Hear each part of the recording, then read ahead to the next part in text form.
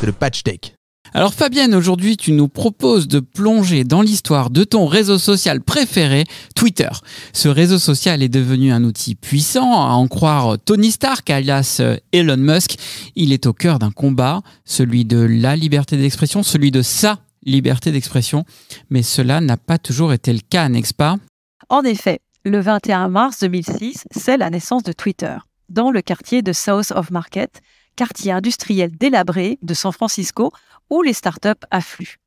À sa genèse, Twitter était une plateforme de microblogging permettant de partager des moments de vie instantanément. Les tout premiers tweets étaient assez rudimentaires et les liens n'étaient pas cliquables dans les messages.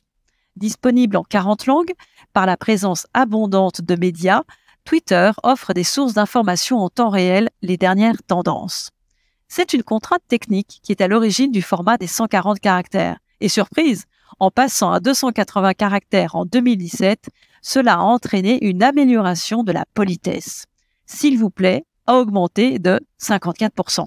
Magnifique. Mais alors, les paramètres de Twitter ont créé un format d'expression assez spécifique et d'une certaine manière, peut-être même une façon de penser spécifique, non ? Oui, et à l'origine, les échanges se résumaient à la question « What are you doing ?» Répondre ou ne pas répondre, décrypter une allusion, cerner l'humour ou l'hostilité, mais aussi la réactivité, la ponctuation, tout s'interprète. Chaque élément, même infime, signe les attitudes, délivre des signaux. Le novice est d'ailleurs souvent désemparé, et les codes se découvrent avec l'expérience empirique. Prenons par exemple l'usage des 200 emojis stockés sur nos smartphones, parfois source d'incompréhension. Un pouce levé est-il le signe d'une validation ou de l'ironie ? Parlons aussi du hashtag, popularisé par Twitter. Il établit un système de repérage efficace, référence une thématique à suivre. Vos tweets, avec des hashtags, obtiendront 2 fois plus d'engagement. Ah bah ça c'est bon à savoir pour mes prochains tweets, je vais le noter. Mais l'histoire de Twitter a été assez mouvementée. Qu'est-ce qui s'est passé notamment à l'horizon 2007 ? 5 millions de dollars ont été levés en 2007 auprès de grands investisseurs de la Silicon Valley. Barack Obama a été l'un des premiers hommes politiques à s'inscrire sur la plateforme.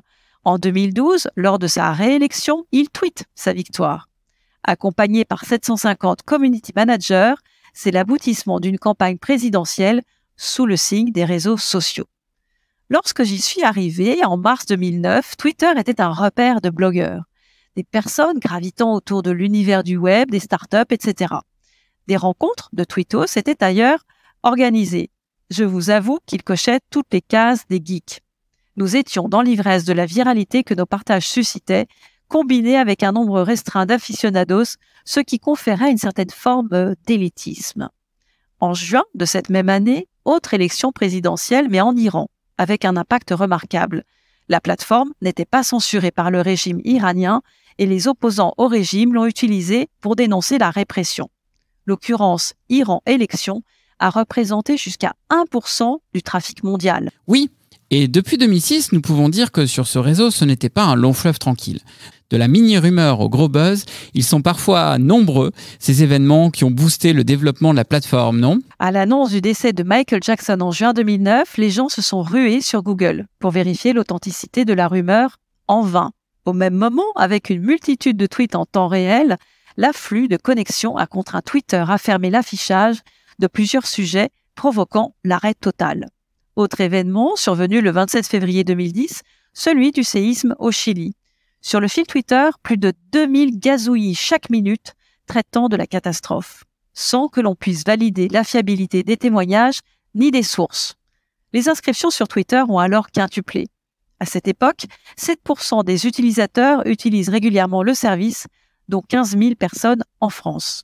Alors Twitter semble être au cœur de gros événements, mais je pense que les enjeux commerciaux n'ont pas dû échapper aux professionnels de la com. En effet, le marketing s'empare peu à peu de Twitter.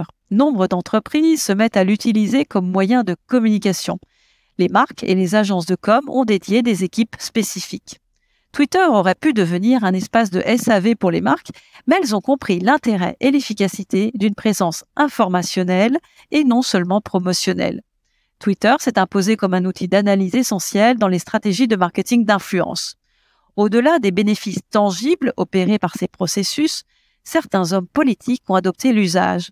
Comme le maire indonésien Redouane Kamil, qui gérait sa ville en 2013 avec le réseau social et revendiquait n'être qu'à un seul clic de ses 2,5 millions d'administrés. Ok, donc Twitter s'est vraiment imposé comme l'outil de communication le plus puissant. Mais je crois qu'il a aussi intégré l'affaire sociale finalement. En France, il a fallu un seul tweet pour que se créent en quelques minutes des mouvements emblématiques, comme à la suite de l'attaque terroriste qui touchait le magazine Charlie Hebdo. Les citoyens se sont fédérés massivement autour du hashtag « Je suis Charlie ». Toujours en 2015 et tweeté 9 millions de fois cette année aux États-Unis, le hashtag Black Lives Matter, qui représente aujourd'hui un véritable mouvement social unificateur. Par ses différentes phases, Twitter s'est construit une légitimité toute singulière et a créé un style unique. Le 25 avril 2022, Twitter accepte la proposition de rachat d'Elon Musk et dès lors, Twitter vibre au son de ses annonces et l'histoire ne s'arrêtera pas là. French Tech, esprit critique pour Tech Éthique. Eh bien, merci Fabienne.